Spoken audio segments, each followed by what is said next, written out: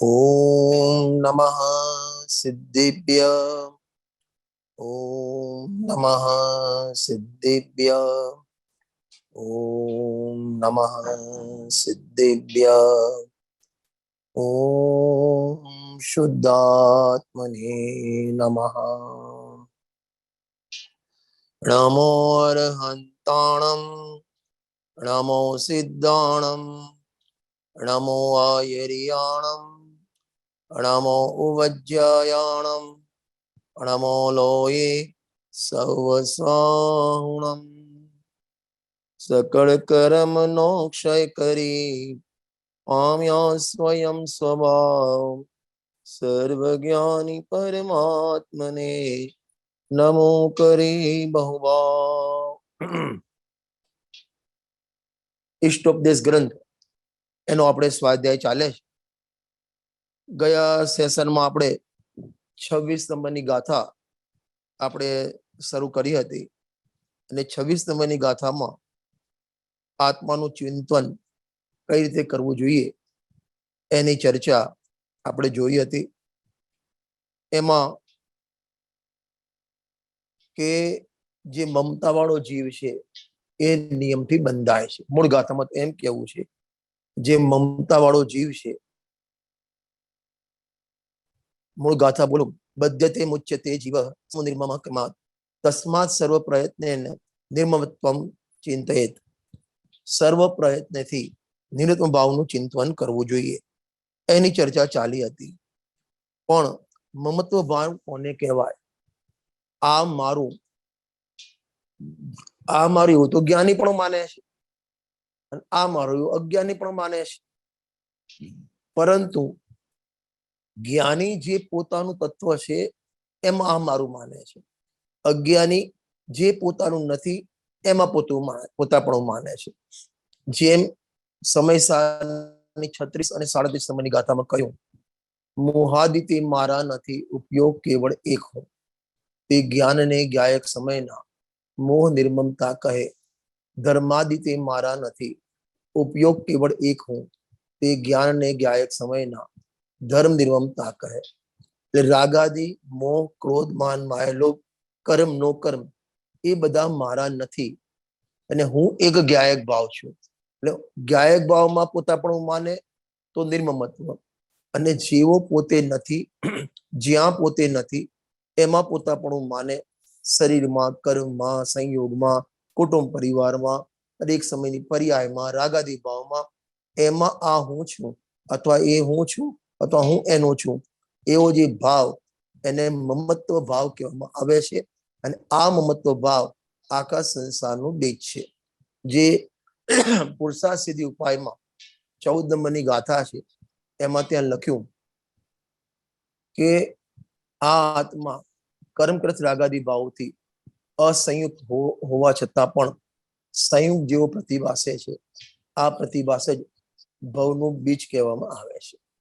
અધ્યાત્મમાં પર્યાયમાં રાગ દ્વેષ કષ્ટાય ભાવ એને પણ અધ્યાત્મમાં પરના લક્ષ્ય થતા હોવાથી, નીકળી જતા હોવાથી એ બધા પર ગણવામાં આવ્યા છે. અને એ પ્રભાવમાં આ હું છું એમ જે મમતા ભાવ, માન્યતા, એને મમત્વ કહેવાય. અને એ મમત્વ સંસાર પરિભ્રમણનું કારણ છે.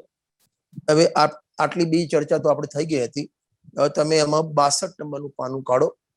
મૂળ ગ્રંથમાં 62 નંબરનું પાનું, એમાં આત્માનું શાસનનો 110 નંબરનો શ્લોક આપ્યો છે. આના અનુસંધાનમાં છે એ સ્વાધ્યાય કરીશું.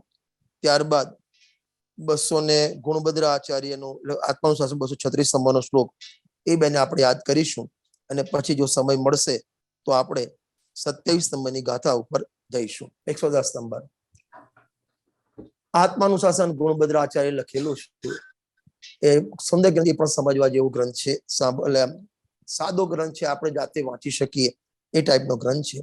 એમાં ગજબ લખ્યું છે, આ હું આકિંચન છું, એટલે કે મારું કાંઈ પણ નથી. આમ ભાવના કહીને બેસી રહો. આમ ભાવના કહીને બેસી રહો. કોઈ ઘણા કે ભાઈ બેસી રહેવાનું, બેસી રહે કામ થઈ જાય, કામ થઈ જાય. પણ તું શેમાં બેઠો છે એ પ્રમાણે કામ થાય. તો જો તું રાગમાં બેઠો છે તો પરિભ્રમણનું કામ થાય. સ્વભાવમાં બેઠો છે તો મોક્ષનું કામ થાય, બેસી રહેવાનું જ કામ છે. આમાં 12માં તો ઉટક પટંગ આપણે કરી શકતા નથી, 12માં કોઈ ફેરફાર કરી શકતા નથી. બસ હું આકિંચન છું.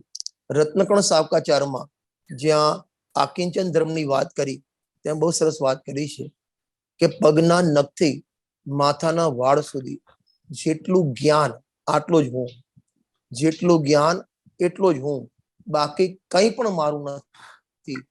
આને અન્ય ધર્મ કહેવામાં આવે છે. અકિંચન એટલે એક પરમાણુ માત્ર પણ મારું નથી. જે સમયસારની 38 નંબરની ગાથામાં કહ્યું, હું એક સુદ સદા રૂપી જ્ઞાન દર્શનમય ખરે, કઈ અન્ય તે મારું જરી પરમાણુ માત્ર નથી અરે. એટલે એક પરમાણુ માત્ર પણ, અરે એની ટીકામાં તો અમૃત સ્વામી એટલે શુદ્ધ લખ્યું કે મેં મોહને મૂળથી ઉખડી નાખ્યો છે. એટલે હવે જગતમાં એવો કોઈ પરમાણુ નથી.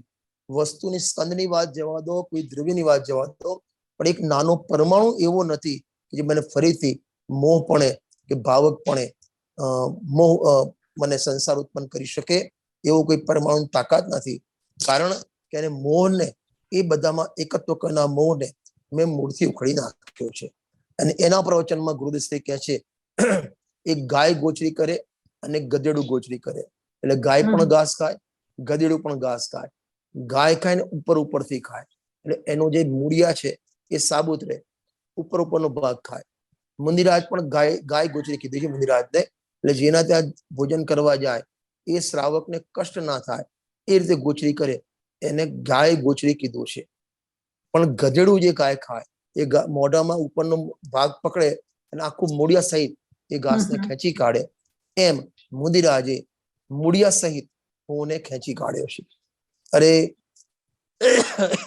ભગવતી આરાધનામાં એક બહુ સરસ વાત લખી છે. કેશલોચની બારેમાં મુનિરાજ કેશલોચ કરે, પંચમુખી કેશલોચ 5 વખતમાં આખા બધા વાળ ખેંચીને બહાર કાઢી નાખે. એટલે એમાં એમ લખ્યું છે કે જેમ જ્ઞાની ધર્માત્મા મોહને મૂળમાંથી કાઢી નાખે છે, એમ મુનિરાજે માથા ઉપરથી વાળ મૂળમાંથી કાઢી નાખ્યા છે. એટલે ટૂંકમાં મોહને મૂળમાંથી કાઢવાનો છે. અને મોહને મૂળથી કાઢવા માટે મોહમાં કશું જ કરવાનું નથી. આશ્રવથી ભેદ જ્ઞાન કરવા માટે આશ્રવમાં કશું કરવાનું નથી. કર્મના નાશ કરવા માટે કર્મમાં કશું કરવાનું નથી. એક આત્માનું શરણ લઈએ, એક આત્માનો અનુભવ કરીએ, એક આત્માની દ્રષ્ટિને સન્મુખ થતા, એમાં લીનતા થતા, ત્યાં કર્મ પણ નહીં રહે, દ્રવ્ય કર્મ પણ નહીં રહે, ભાવ કર્મ પણ રહેતું નથી. જ્યાં સુધી એની આગતા સાગતા કરશો ત્યાં સુધી રહેશે. જ્યાં એની ઉપેક્ષા કરી, એને જોવાનું બંધ કર્યું, ત્યાં એ વસ્તુ રહેશે નહીં. આજે હું અત્યારે વડનગરમાં છું. સવારે જ મેં દૃષ્ટાંત આપ્યું હતું કે આપણા ઘરમાં કોઈ મહેમાન આવે અને એ મહેમાન માથું જ પકવતું હોય એવો હોય તો આપણને એને ભગાડવા માટે શું કરવાનું? એને ગેટ આઉટ તો કરી ના શકીએ, એના પ્રત્યે ખોટો વ્યવહાર પણ ના કરી શકીએ. તો શું કરવાનું કે જલ્દીથી ઊભો થઈને જાય. એની સાથે વાત કરવાનું બંધ કરી દો, એને જોવાનું બંધ કરી દો, એને એવોઇડ કરો, તો ઓટોમેટિક એ 1 મિનિટમાં ઊભો થઈને જતો રહેશે. એની સામે નહીં જોવું, બસ એ જ એની ઉપેક્ષા. એટલે કે પોતાનું કામ કર્યા દેવું એ એની ઉપેક્ષા. એમ રાગ સામે નહીં જોવું, મોહ સામે નહીં જોવું અને પોતાના સ્વભાવ સન્મુખ જોવું, એ જ રાગની ઉપેક્ષા અને કર્મની ઉપેક્ષા. અને કર્મની ઉપેક્ષા રાગની ઉપેક્ષામાં એનો અભાવ થઈ જાય છે. ખ્યાલ આવ્યો ને? દૃષ્ટાંત આપ્યું હતું કે ઘરમાં પંખો હોય, હવે એને ચાલુ કરવા માટે શું કરવાનું? એક મોટો 10 ફૂટની હાઈટ ઉપર પંખો હોય, તમારે એક લાકડી ન રાખવી પડે 10 ફૂટની કે લાકડી તમે પંખાને ફેરો કરો. તમારે એક સ્વિચ ઓન કરવાની છે અને એ સ્વિચ ઓન કરતા ઓટોમેટિક પંખો ચાલુ થઈ જાય છે. બસ એ જ રીતે સ્વભાવની સન્મુખ થતા, આત્માનું લક્ષ્ય કરતા, આત્માનો આશ્રય કરતા, આત્માનો અનુભવ કરતા એ બધાથી પરથી જુદો પડી જાય છે. એટલે અહીં લખ્યું છે હું અકિંચન છું, એટલે મારું કાંઈ પણ નથી. કાંઈ પણ નથી તો ગાયક પણ પોતાના, ગાયક તો પોતાનો છે, ગાયક તો પોતાનો છે, પણ એ સિવાય બીજું કંઈ મારું નથી. સમયસારની 206 નંબરની ગાથા છે નિજરા અધિકારમાં. એમાં બહુ સરસ વાત લખી છે. એટલો જ આત્મા જેટલું આ જ્ઞાન, એટલો જ અનુભવ કરવા યોગ્ય આત્મા, એટલો જ આશ્રય કરવા યોગ્ય આત્મા, એટલો જ મનન કરવા યોગ્ય આત્મા. કેટલો? કે જેટલું જ્ઞાન. જેટલામાં તમારું જ્ઞાન વ્યાપે, ચૈતન્ય વ્યાપે, બસ એટલો જ આત્મા. એ સિવાય બીજું કાંઈ નથી. હું લખ્યું અકિંચન છું, એમાં અસ્થિ નાસ્તિ બંને આવી જાય. અકિંચન છું એટલે જ્ઞાયક ભાવ સિવાય બીજું કાંઈ નથી. અસ્થિ પણ આવી ગઈ, જ્ઞાયક ભાવ છું એમ પણ આવી ગયું, અને બીજું કાંઈ પણ નથી એ પણ આવી ગયું. અને હંમેશા અસ્થિ નાસ્તિ દ્વારા એક પદાર્થની સિદ્ધિ થાય. સમયસારની 201 અને 202 નંબરની ગાથા છે નિજરાધિકારમાં. એમાં બહુ સરસ વાત લખી છે. સ્વરૂપે સત્તા અને પરરૂપે અસત્તા ત્યારે એક પદાર્થની સિદ્ધિ થાય. જે સમયસારની શરૂઆતમાં લખ્યું સ્વથી એકત્વ અને પરથી વિભક્ત એવા આત્માની વાત કહીશ. એટલે પોતાના અનંત ગુણથી એકત્વ અને રાગાદી પરભાવથી વિભક્ત જુદો છું. બસ આવી એકત્વ વિભક્ત આત્માનું સ્વરૂપ, એનું સ્વરૂપનું ચિંતન કરવું, એને કહેવાય હું આકિંચન છું. જીવો, હું આકિંચન છું એટલે મારું કાંઈ પણ નથી. આ રૂપિયા, પૈસા, ધન, દોલત, હા, અને ગુરુદેવને યાદ કરો. સમયસારના 10મા નંબરના કલશમાં છે ને આત્મ સ્વભાવ પરભાવ ભિન્નમ. એ કલશમાં ગુરુદેવ પ્રવચનમાં કહે છે મારું હોય એ મને છોડીને જાય નહીં, અને જે મને છોડીને જાય એ મારું હોય નહીં. આપણા ઘરમાં રૂપિયા, પૈસા, મકાન, પરિવાર, કુટુંબના સદસ્યો, માતા પિતા, પત્ની, છોકરાઓ, એ બધા તું મારા મારા કહે છે. તો આગળ આપણા પૂર્વજો આપણને છોડીને ગયા, જે ગયા ને એ નક્કી થાય તારા નહોતા. તારા હોત તો એ જાત નહીં, અને ગયા માટે તારા નથી. મોહથી આપણે માનીએ અલગ વસ્તુ છે, એ તો આપણી મોહની પ્રસિદ્ધિ છે. દૂધ સફેદ હોવા છતાં આપણને પીળું દેખાય, એ તો આપણા પીડિયાની પ્રસિદ્ધિ છે. એ પીળું દૂધ દેખાય કે તને પીળ્યો થયો એમ પ્રસિદ્ધ કરે છે. એમાં તારા નથી અને તું માને એ તારા મોહની પ્રસિદ્ધિ છે. અને એમાં તને 4 ગતિનું પરિભ્રમણ 44 યોની એ સિવાય બીજું કશું જ મળવાનું નથી. કારણ કે મોક્ષમાં પ્રકાશકમાં લખ્યું કે મિથ્યાત્વ સમાન મોટું કોઈ પાપ નથી. અને ત્યાં તો મંગલાચરણમાં લખ્યું આ ભવતરુનું મૂળ એક, જાનહુ મિથ્યા ભાવ, તાકો કર નિર્મૂળ અબ, કરીએ મોક્ષ ઉપાવ. કે આખા સંસાર રૂપી વૃક્ષ એનું જે ઉભા રહેવાનું કારણ એના મૂળિયા છે, અને અહીં સંસાર રૂપી વૃક્ષ એનું મૂળિયા મિથ્યાત્વ.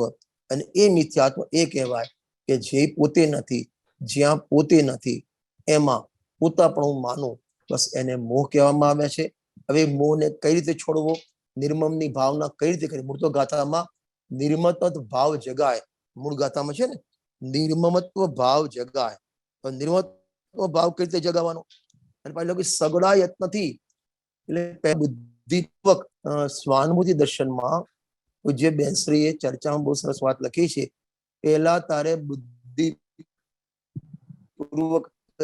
જ્ઞાન કરવું પડશે, અને પછી એ પ્રેક્ટિસ કરતા કરતા તારી એવી સહજ દશા થશે કે વગર વિચારે વગર વિકલ્પે એ ભેદ જ્ઞાન તારું ત્યાં ચાલુ રહેશે.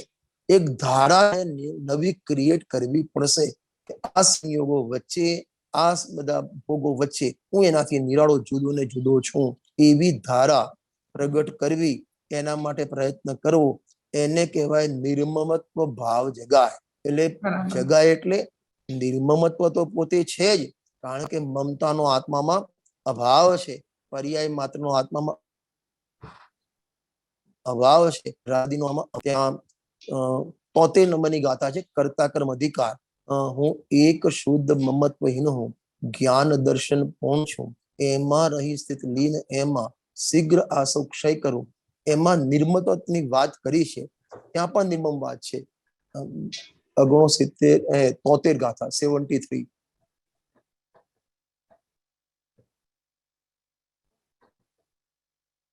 આવી ગઈ ને? આ જુઓ, એમાં ટીકા કાઢો તમે. ટીકાની 4th લાઈન વાંચીએ છીએ. ઉદ્ગલ, જે લાઈન કઈ નીચે બસ, ઉદ્ગલ દ્રવ્ય જેનું સ્વામી છે એવું ક્રોધાદી ભાવોનું વિશ્વ તેના સ્વામી પણ પોતે સદા નહીં પણમતો હોવાથી મમતા રહિત કો અથવા નિર્મમ કો, એ બંને એકાર છે. એટલે પર્યાયમાં રાગ છે, પર્યાયમાં મોહ છે, એ મોહનો સ્વામી હું નથી. પર્યાય એ પોતાની પર્યાયમાં મોહ, પરંતુ એ કર્મના ઉદયપૂર્વક થયેલો છે, એટલે એનો સ્વામી પૂદગલ છે, હું એનો સ્વામી નથી. અને હું એના સ્વામી રૂપે એક ક્રોધાદી હું એ પ્રકારનો હું એના સ્વામી પણ કદાય પણ માટે હું નિર્મમ છું.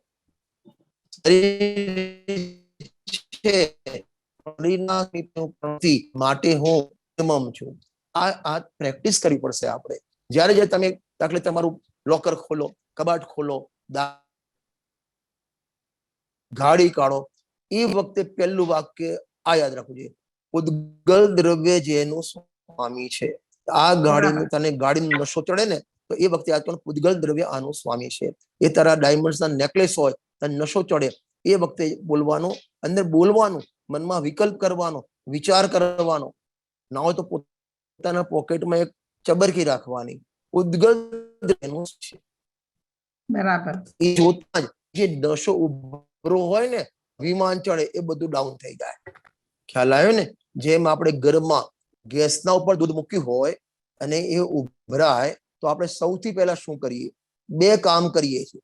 સૌથી પહેલા શું કરીએ? ગેસ બંધ કરીએ. અને ત્યારબાદ શું કરીએ? ઉતારી દઈએ બાજુમાં. અને ઉતારવાની તો પછી વાત, પહેલા ઉભરા ઉપર ફૂંક મારીએ આપણે.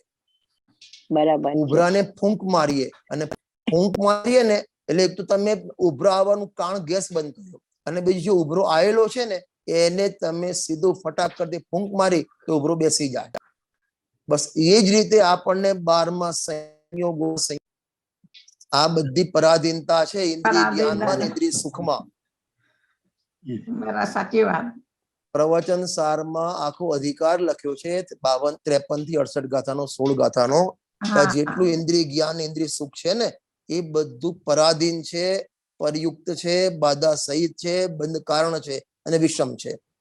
આખી ગાથા લખી, પરયુક્ત, બાધા કારણ, બંધ કારણ ને વિષમ, જે ઇન્દ્રિયોથી લબ્ધ સુખ એ રીતે દુઃખ જ કરે. આ બધામાં પરાધીનતા છે. અત્યારે તમારે એક પ્રવચન સાંભળવું હોય, મારે કરવું હોય તો કેટલી પરાધીનતા. જેમના ઘરે ઉતર્યો છું ત્યાં ઇન્ટરનેટ જોઈએ, ત્યાં વ્યવસ્થા જોઈએ, સ્ટેન્ડ જોઈએ, મોબાઈલ જોઈએ, માઇક જોઈએ, ઇન્ટરફોન જોઈએ, આ બધું જોઈએ. અને આત્માનો અનુભવ કરવો હોય તો કેટલું જોઈએ? કઈ નહીં જોઈએ. હા, કઈ નહીં. બોલો, એક કપ ચા બનાવે, ખાલી એક કપ ચા, એમાં કેટલી પરાધીનતા. તમારે ગેસ જોઈએ, સગડી જોઈએ, તપેલી જોઈએ, ચા જોઈએ, દૂધ જોઈએ, પાણી જોઈએ, સાણસી જોઈએ, ગળણી જોઈએ, કપરકાબી જોઈએ. અને આટલું બધું હોવા છતાં પણ ચાની પત્તી જોઈએ, ચાનો મસાલો જોઈએ, અને આ બધું હોય બનાવવા વાળી જોઈએ. એક અડધા કપની ચામાં 15 વસ્તુની પરાધીનતા. અને જયારે આત્માનો અનુભવ કરીને કોઈ એકની પરાધીનતા નથી. અને એટલો આપણો મોહ નિબળ છે કે જ્યાં આટલી બધી પરાધીનતા છે ત્યાં આપણને બરાબર લાગે, સરળ લાગે છે. અને જ્યાં પૂરી સ્વાધીનતા છે, સહેજ પણ પરાધીનતા નથી, ત્યાં આપણને અઘરું લાગે. એટલે અહીં લખ્યું નિર્મમ કેમ છે કે પૂદગલ દ્રવ્ય જે એનું સ્વામી છે. આ ક્રોધાદી ભાવ પર્યાયમાં થાય, અને જ્યાં ક્રોધાદી ભાવનું, રાગાદી ભાવનું સ્વામી પૂદગલ દ્રવ્ય છે, તો શરીરનું સ્વામી તો પ્રગટ પૂદગલ દ્રવ્ય છે. આ કપડા, પૈસા, રૂપિયા, દાગીના એનું સ્વામી પૂદગલ દ્રવ્ય છે. અને એનું સ્વામી પૂદગલ દ્રવ્ય છે માટે હું એના સ્વામી, એનો સ્વામી કોઈ છે. અને એક વસ્તુના સ્વામી બે ના હોઈ શકે. એક વસ્તુના સ્વામી બે ના હોઈ શકે. ખ્યાલ આવ્યો ને? મારું પણ હોય, આ શરીર મારું પણ હોય, અને શરીર પૂદગલ નું હોય, એમ ના બને. શરીરનો સ્વામી પૂદગલ છે માટે હું સ્વામી નથી એને. અને હું મારા જ્ઞાનનો સ્વામી છું માટે હું પૂદગલનો સ્વામી નથી. એટલે વાત શેના ઉપરથી નીકળી કે જ્યાં જે આપણને દૂધની દ્રષ્ટાંત આપ્યું ને, જ્યાં ઉભરો આવે ફટ કરતી ફૂંક મારો, ફટ કરતી ફૂંક મારો, તમને ગેસ થાય, ફટ કરતી ઈનું લો, એ ગેસ નીકળી જાય. એમ જ્યાં જે આપણને 12માં નશો ચડે, આ હું છું, આનાથી હું મોટો છું, એ જ્યાં જ્યાં નશો ચડે, પહેલું જ વાક્ય લખી આમ અંદર માનમાં આવી જવું જોઈએ, પૂદગલ દ્રવ્ય જેનું સ્વામી છે. આ બધાનો સ્વામી પૂદગલ છે. અને પૂદગલ, અને ગુરુદેવ તો કહે છે પૈસા જડ, પૈસા જડ, શરીર જડ, દાગીના જડ, અને તું એનો સ્વામી પોતાને માન તો જેમ ભેંસનો પતિ પાડો હોય એમ જડનો સ્વામી જડ હોય. એટલે તું ત્યાં, એટલે તારી માન્યતામાં જડ થઈ ગયો. અને આવી નિજરા અધિકારમાં આવી ગાથા છે 200 7 કે 8 નંબરની ગાથા હશે લગભગ, એકાદ નંબર આગા પાછી. ત્યાં લખ્યું છે પરદ્રવ્યને જીવ પરિગ્રહ કદી મારો બને તો હું હજી બનું ખરે, હું તો ખરે જ્ઞાતા તેથી પરિગ્રહ નથી મારો અરે. 208 પર પરિગ્રહ કદી મારો બને, રૂપિયા કદી મારા બને, શરીર કદી મારું બને, દાગીના કદી મારા બને, 50 લાખની ગાડી કદી મારી બને, આવું કોઈ બનવાનું દિવસ નથી. નહીં. પણ તું એમ માને કે આ મારી ગાડી, આ મારી લાડી, આ મારી વાડી, પર દ્રવ્ય કદી મારો બને તો હું બનું અજીવ ખરે. તું અજીવ થઈ ગયો. માન્યતામાં અજીવ થતો નથી, જ્ઞાન ખતમ થતું નથી, તારી માન્યતામાં તે તારી જાતને અજીવ માની લીધો. અને એની ટીકામાં તો લખ્યું છે અવશ્યપણે તારે ના બનવું હોય, તારે અજીવ ના થવું હોય, જડ ના થવું હોય, તો પણ તે જડને પોતાનું માન્યું ને તું જડ થઈ ગયો. અવશ્યપણે લખ્યું છે. લાચારી થઈ ગઈ તારી. આ શેની વાત ચાલે છે? પર્યાયમાં નિર્મમત્વ ભાવ કઈ રીતે પ્રગટ કરવો, પર્યાયમાં નિર્મમત્વ ભાવ કઈ રીતે પ્રગટ કરવો, એટલે પર્યાયમાં મમતા કઈ રીતે છોડવી, એ મમતા સાથે છેડો કઈ રીતે છોડવું, એની વાત ચાલે છે. આપણે उद्गल द्रव्य भाई साहब, गजब की बात है। हाँ जी, एक प्रश्न था। अभी हाँ जी, आपने जो बताया ना कि एक वस्तु के दो स्वामी नहीं होते, ये तो हाँ अपन हमेशा गुरुदेव के प्रवचन में भी सुनते हैं और बार बराबर। बार सुनने में आता है, एक ही तलवार म्यान में जाएगी वगैरह। परंतु ये सिद्धांत मतलब हमारे व्यवहार में तो, व्यवहारिक वस्तुओं में तो पार्टनरशिप हो सकती है। तो यहाँ पे ये पूछना ये हेलो, है मुझे, ये हाँ सिद्धांत कोई मूल सिद्धांत है या और मूल सिद्धांत से इसको डिराइव करते हैं, ये पूछना है। नहीं नहीं, मूल सिद्धांत है। हर द्रव्य समय सार की तीसरी गाथा पढ़ लेना 5 बार, एक बार नहीं 5 बार। हर द्रव्य अपने में रहे हुए गुण पर्याय में अंतर्मग्न है, लेकिन पर द्रव्य की पर्याय को, द्रव्य को छूता नहीं, स्पर्शता नहीं, माने बीजा द्रव्य ने अड़तो नहीं, माने छूता नहीं है हर द्रव्य को, तो हो कैसे हो गया? ये कोई माने सिद्धांत माने मानने काम करने के लिए सिद्धांत बने, ऐसा नहीं, मूल सिद्धांत है। देखो ये कितनी उंगली? 4 है। 4 दिखती है आपको? बराबर। अभी ये मेरा दृष्टांत नहीं है, गुरुदेव का दृष्टांत है। अभी ए उंगली और ए उंगली 2 हो जाए, माने 1 हो जाए तो 3 हो गई, तो आज 3 हो गई, कल 2 हो जाएगी और परसों सब द्रव्य नाश हो जाएगा। ऐसे एक द्रव्य दूसरे द्रव्य हो जाए तो अनंत द्रव्य का नाश हो जाएगा, जगत का नाश हो जाएगा। ये तो मेन सिद्धांत है। एकत्व सुंदर। हाँ, एकत्वगत सर्वत्र सुंदर, एकत्वगत निश्चय समय सर्वत्र सुंदर लोकमा, तेथी बने विखवादिनी बंधन कथा एकत्व। माने सर्व अपनी मान्यता अलग बात है, वस्तु का स्वरूप है कि हर द्रव्य अपने अपने में मगन है, पर के साथ उसका कोई संबंध नहीं है। इसलिए संवर अधिकार में अमृतचंद स्वामी ने कलश लिखा, नास्ति सर्व संबंधों पर द्रव्य आत्म तत्वयो। इस आत्मा का पर द्रव्य साथ कोई संबंध नहीं है, ना कर्ता कर्म, ना भोक्ता भोग्य, ना एकत्व, ना ममत्व, कोई संबंध ही नहीं है। और सुनो, आपका नाम तो मालूम नहीं, क्या नाम है आपका? शांति भाई। शांति भाई, गुजराती चालसे ने? चालसे। हाँ जी, हाँ जी। जो एक द्रव्य બીજા દ્રવ્યનું હોય અને તમે એમ માનો છો તો તમારું જ્ઞાન સમ્યક જ્ઞાન કહેવાય। દ્રવ્ય બીજા દ્રવ્ય રૂપે થઈ જાય, વાસ્તવમાં એવું થતું હોય, લૌકિકમાં વ્યવહારમાં પણ એવી પાર્ટનરશિપ થતી હોય ને, તમારું માનવું સાચું કહેવાય, સમ્યક જ્ઞાન કહેવાય। પણ એવું છે નહીં અને માનીએ છીએ માટે મિથ્યા જ્ઞાન છે। બરાબર। હું અત્યારે હું અને શરીર, આત્મા અને શરીર એક માનું છું, અને જો આત્મા શરીર એક થઈ જતું હોય તો મારી શ્રદ્ધા, મારું જ્ઞાન તો સાચી થઈ ગઈ। બરાબર। 2+2 કોઈ વ્યક્તિ આન્સર 8 લખે, જો 8 થતા હોય તો સાહેબને શું આપવું પડે? સાચું આપવું પડે। પણ એ ખોટો કેમ છે કે 2+2 8 થતા નથી, અને છતાં તું માને છે, માટે તારો જવાબ ખોટો છે। શાંતિભાઈ, ખ્યાલ આવે છે? हाँ जी, थैंक यू। હા, તો અહીંયા આપણે આ શું છે, નિર્મમત્વ ભાવ પર્યાયમાં કઈ રીતે પ્રગટ કરવો કે મારા જ્ઞાન સિવાય જગતમાં મારું કઈ છે જ નહીં, અને જે કઈ દેખાય છે જગતમાં, તને જે કઈ બારમાં દેખાય છે એ પહેલા નક્કી કરી દે તારા મગજમાં કે આનો સ્વામી પૂતગલ દ્રવ્ય છે, અને પૂતગલ દ્રવ્ય સ્વામી છે માટે હું એનો સ્વામી નથી, એક વાત. અને હું મારા જ્ઞાનનો સ્વામી છું માટે હું એનો સ્વામી નથી. બરાબર. અને કરતા કર્મ અધિકારમાં તો ઘણા નથી કે ભાઈ આપણે આપણું પણ કરીએ અને શરીરનું પણ કરીએ, આપણું કામ પણ બીજાનું પણ કામ કરીએ, કે આ દ્વિક્રિયાવાદી મિથ્યા દ્રષ્ટિ કહેવામાં આવે છે. 363 પાખંડ મંદ મારીચીના જીવે ચલાવ્યા હતા આદિનાથ ભગવાન વખતે. 363 પાખંડ મત એટલે વિપરીત મત, અને એમાં નો એક મત છે દ્વિક્રિયાવાદી.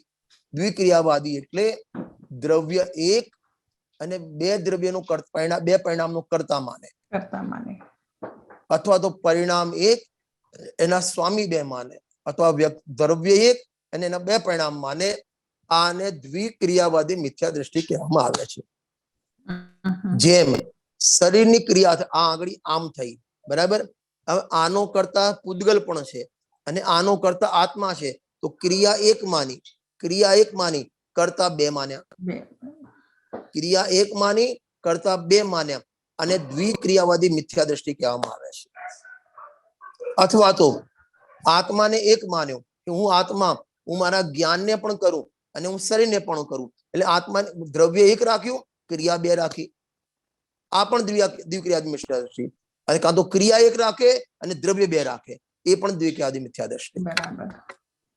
અને આ તમારે વિસ્તારથી જોવું હોય ને તો સમયસારની 85, 86, 87, 88 ગાથા, 85, 86 ગાથામાં દ્વિક્રિયાવાદી મિથ્યા દ્રષ્ટિનું નિરૂપણ કરેલું છે, ત્યાંથી તમે વાંચી લેજો. પૂતગલ દ્રવ્ય જેનું સ્વામી છે, આજના પ્રવચનમાં આપણે આજના ચર્ચામાં આ મેઇન છે. નિર્મમત્વ ભાવ આપણે સમય કઈ રીતે પ્રગટ કરવો, કઈ રીતે મમતા સમય છૂટે, કઈ રીતે એમાંથી આપણો થોડી એની જે પકડ છે, મોહની પકડ કઈ રીતે ઢીલી પડે, એ માટેનું આ મહાન સૂત્ર છે, ગારુડી મંત્ર છે, સંજીવની કહેવાય આને, કે પૂતગલ દ્રવ્ય એનું સ્વામી. પહેલો જ જવાબ આવજો, પૂતગલ દ્રવ્ય એનું સ્વામી છે. જેનો તને નશો ચડે બારમાં, અમારા ઘરમાં આમ છે, પેલા નક્કી કર અમારા ઘરમાં પણ પેલા સ્વામી કોણ એનો? પૂતગલ દ્રવ્ય જેનું સ્વામી છે.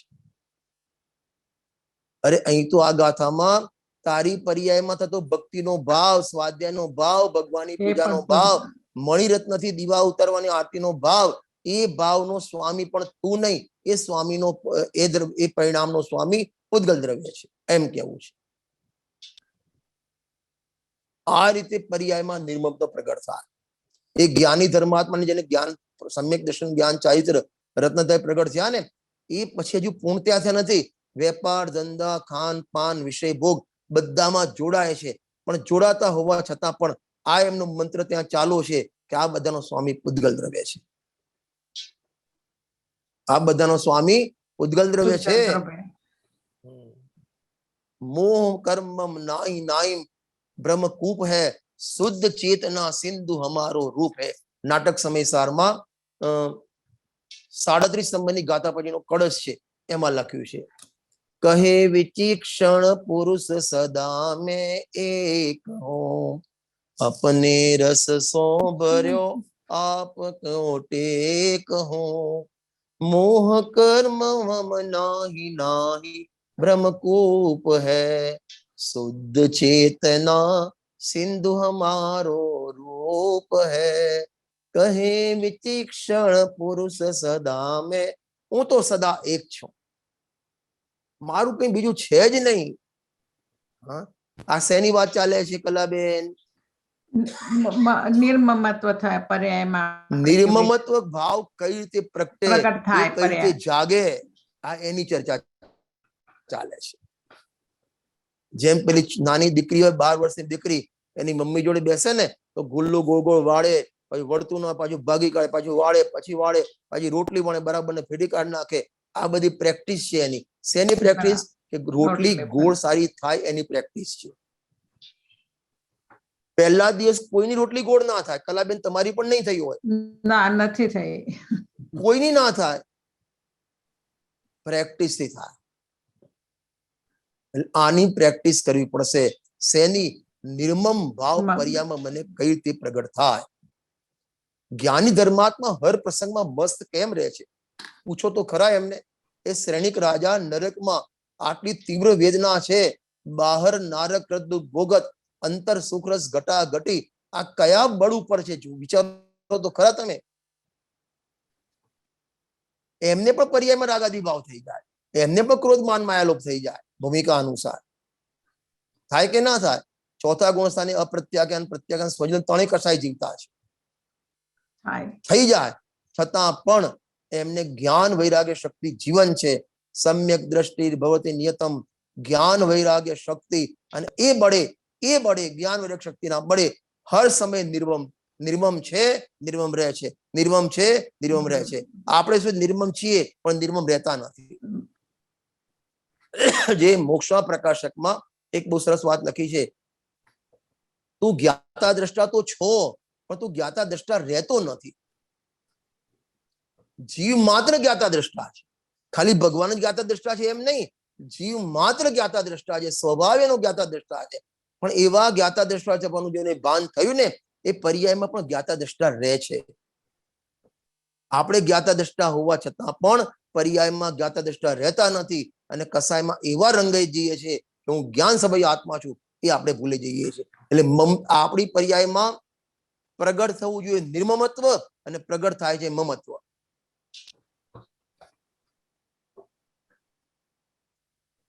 બરાબર? હાજી, બરાબર. ચલો આવી જાઓ પાછા ઇષ્ટોપદેશમાં. હું અકિંચન છું એટલે મારું કાંઈ પણ નથી, મારું કાંઈ પણ નથી. આમ ભાવ ના કહીને બેસી રહો. બેસી રહો એટલે શું કરવાનું? ઘરમાં બેસી રહેવાનું, મંદિરમાં બેસી રહેવાનું, ક્યાં બેસી રહેવાનું? બેસી રહો એટલે પરિણમો. બેસી રહો એટલે બેસી રહો એમ નહીં. તમે હેલો, હાજી, બેસી રહો એટલે આ રીતે તમે પરિણમો. આ જગતમાં મારા જ્ઞાન સિવાય મારું કાંઈ નથી. હું અકિંચન છું. જેટલું જ્ઞાન એટલું જ હું, બાકી કઈ મારું નથી. આવી ભાવના કરી, આવું નિરંતર ચિંતન કરી અને પરિણમો. અને લખ્યું છે આગળ, આવો પરિણમશો ને 3 લોકના સ્વામી બની જશો. જો એક પરમાણુ માત્રનું સ્વામી તો છોડ્યું ને 3 લોકનો સ્વામી બની જાય. એને સ્વામી બનવું નથી પણ સ્વામી બની ગયા. જેમ જો તમને સમજાવું, આપણું જ્ઞાન 5 ઇન્દ્રિય 6ઠા મનમાં 12 પ્રવર્તે છે. એ જ્ઞાનને આપણે 5 ઇન્દ્રિયને 6ઠા મનથી વ્યાવૃત કરી અને સ્વભાવ તરફ એકત્રિત કર્યું. એટલે અનેક જ્ઞોને જાણવાનું, અનેક જ્ઞોને જાણવાનું છોડી સ્વજ્ઞને જાણવા ગયો ને, અને જ્યાં સ્વજ્ઞાનમાં લીન થઈ ગયો ને તો અનંતનું જ્ઞાન એને ઉઘડી ગયું, કેવળ જ્ઞાન પ્રાપ્ત થઈ ગયું. એ 12મા જેમ જ્ઞાનની પર્યાયમાં ઘે આસક્તિ છોડવી પડશે. ઘેને છોડવા નથી, એ છૂટા છે. ઘે આસક્તિ જેમ છોડવાની છે એમ આ 12મા મમત્વપણું છોડવાનું છે. પર્યાય એ દ્રવ્ય એનામાં, શરીર એનામાં, કર્મ એનામાં, દાગીના એનામાં, ગાડી એનામાં, મકાન એનામાં, પણ આ મારું, બસ આટલો ભાવ છોડી દેવાનો છે. અને ક્યારે છૂટશે? સમજો, એ ક્યારે છૂટશે? જ્યારે આત્મામાં અહમપણું થશે ત્યારે. છોડવું નહીં પડે, છૂટી જશે. અને એટલા માટે સમયસારની 34 નંબરની ગાથામાં કીધું, જ્ઞાન પ્રત્યાખ્યાન છે. જ્ઞાન પોતે ત્યાગ સ્વરૂપ છે. રાગનો ત્યાગ કરવાનું નથી. જો રાગ એક સમયનું સત છે, એને કોણ છોડી શકે? એનો ત્યાગ ના થઈ શકે. જે રાગ નથી એનો ત્યાગ ના થઈ શકે. જે રાગ વર્તમાનમાં છે, એક પર્યાયનું સત છે, એને પણ તમે કાઢી ના શકો. તો રાગનો ત્યાગ કઈ રીતે? કે જ્યાં સ્વરૂપમાં ગયો ત્યાં એ રાગ ઉત્પન્ન થયો જ નહીં, તો ત્યાગ કર્યો. પહેલા હતો, અત્યારે છે નહીં, ઉત્પન્ન થયો નહીં, તો ત્યાગ કર્યો એમ કહેવામાં આવે છે. ખ્યાલ આવ્યો ને? હાજી. 3 લોકના स्वामी बने जासो. सिमंदर भगवान की पूजन का क्या है? स्टार्टिंग स्थापना, भव समुद्र सीमित कियो, सिमंदर भगवान कर सीमित ने जे ज्ञान को ज्ञान ने पोताना ज्ञायक में सीमित कर्યું, केंद्रित कर्યું, प्रगट्यो पूर्ण ज्ञान, तो केवल ज्ञान की प्राप्ति थई। अने प्रवचन साરની 49 નંબરની ગાથામાં લખ્યું છે, જે એકને જાણે એ સર્વને જાણે, જે એકને જાણે એ સર્વને જાણે। તમે ત્રણ લોકના સ્વામી બની જાઓ। હવે જોજો આ ગજબ વાત લખ્યું છે, અને આ તને યોગીઓને ગમ્ય જાણી શકાય એવું પરમાત્માનું રહસ્ય બતાવ્યું છે। આ કયું રહસ્ય? પરમાત્મા થવાનું રહસ્ય। શેનું રહસ્ય? જો 12મા જે ધંધામાં હોય ને, મોનોપોલી ધંધો, જેને મોનોપોલી ધંધો હોય એ એની મોનોપોલી કોઈને બતાવે નહીં, કારણ કે બતાવે બીજો ધંધો શરૂ થાય, સામે કોમ્પિટિશન શરૂ થાય, એ પોતાનો કોઈ દિવસ પોતાનું જે અંગત જે વસ્તુ હોય એ કોઈને કહે નહીં। કહે તમારા અમેરિકામાં કે અહીંયા પણ નહીં કહે, કોઈ ના કહે, એટલે એ પોતાનું ગુપ્ત રાખે। અરે જો છોકરો પણ જ્યાં સુધી મેચ્યોર ના થાય ને ત્યાં સુધી એને પણ ના કહે। ધંધામાં ભાઈ આપણને કઈ રીતે આટલો બધો નફો થાય છે એ કોઈને ના કહે। જ્યારે અહીં જુદું છે, અહીં પરમાત્મા થવાનું રહસ્ય પરમાત્મા આપણને કહે છે। વિચાર કરો, પરમાત્મા થવાનું રહસ્ય પરમાત્મા કહે છે, પરમાત્મા કઈ ગુપ્ત રાખતા જ નથી। તને યોગીને ગમે, અને આ વાત છે ને એ તો પરમાત્મા થવાની વાત છે, અને આ જ્ઞાની ધર્માત્માને ખબર હતી, કુંદ આચાર્યને ખબર હતી, અમૃતચંદ્ર આચાર્ય, ગુણભદ્ર આચાર્ય ખબર હતી, અને એ વાત તને કહી દીધી છે, કાનમાં કહી દીધી છે કે બેટા તું તારું કામ કરી લે।